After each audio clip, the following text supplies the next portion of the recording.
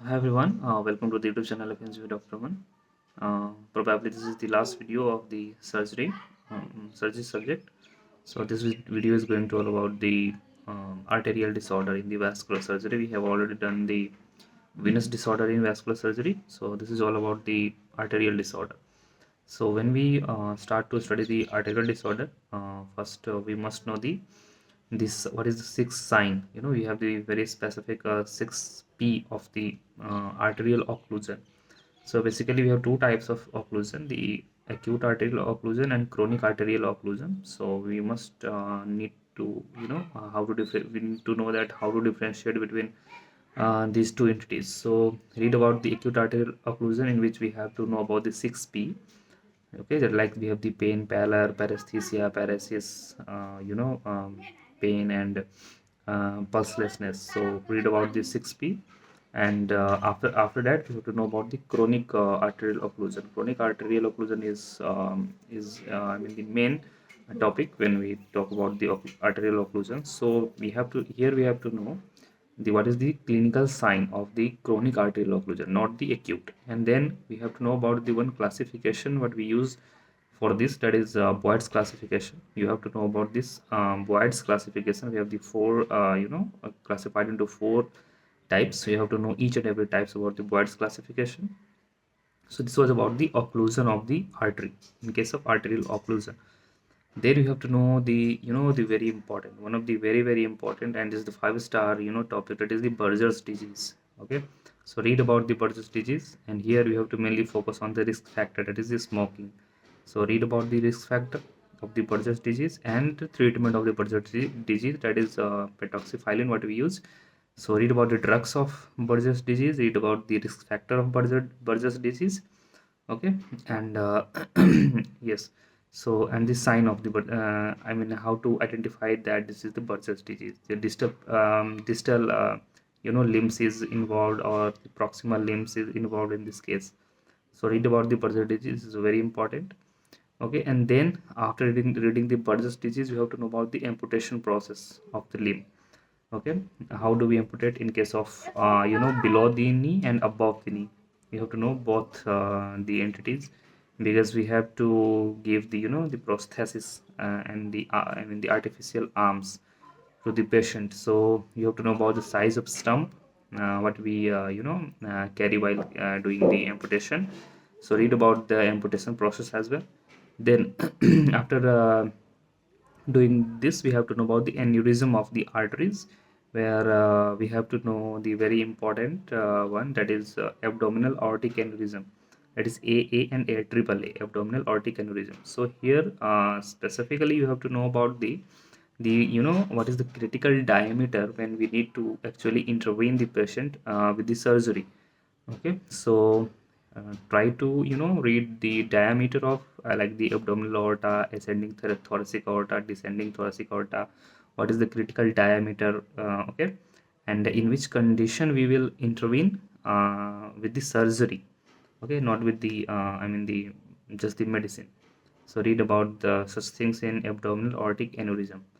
Then as we move ahead, we have to know about the thoraco-abdominal aortic aneurysm.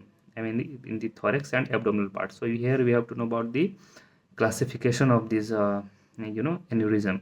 That is, I think, Crawford or Crawfield.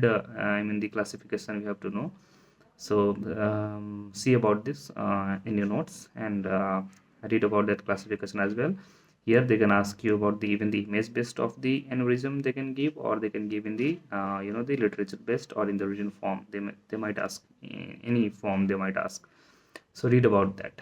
And as you finish the aneurysm part, these two kind of aneurysm, and try to recall about the popliteal aneurysm as well, because so many the not very frequently, but sometimes they just ask about the one liner kind, that what is the most common peripheral vessels involved in the aneurysm. So try to read about the popliteal aneurysm as well, and what is the critical diameter of the popliteal artery. Okay, in the same way. And after finishing the aneurysm, move to the topic that is very important. So as we finish the aneurysm, Okay, and yes, you have to know about the some one-liners, like what is the most common, the visceral vessels involved in the aneurysm, most common, which is the most common peripheral vessels involved. What is the most common vessels of the lower limbs which forms the aneurysm, which has the greater risk of forming the what to say the embolus. Okay, like in case of DVT and the varicose vein. So read about this some a few one-liners here there. I think must be given in your notes. So read about the that as well. And yes, and then we have some 2 or 3 topics which is not frequently asked, but if it would be given, you can easily solve the question. And if you would skip, then I think it's not probably good, because if they would give you the this question in front of your screen, so you have nothing to do, just you can like so you have just regret. So read about this as well. First one is your thoracic outlet syndrome. Okay, thoracic outlet syndrome. And okay, and then is the subclavian steal syndrome. These two syndrome is asked frequently, so read about the thoracic outlet obstruction and subclavian steal syndrome. Okay, so this was all about the I think the arterial disorder. A few disorder are here there, not frequently asked. One time it was asked, like squared aneurysm, which is the aneurysm in the temporal part of the the temporal vein, actually I mean the temporal artery, sorry, superficial temporal artery, that is the squared aneurysm. The image based was given, asked the NEET PG, I think so. You may see the just the picture of that question, and I think it's enough to to read the arterial, I mean the chapter for the FMG, and just try to mark these all topics whatever said in the video, and try to recall, because it has been only, I think it has been just 2 months I think left now. So you can easily go with these all topics whatever I said, and you can recall and go with your PYQ, and I think this will be enough, and you can able to solve the majority number of the major number of the questions in your exam. So good luck guys, thank you.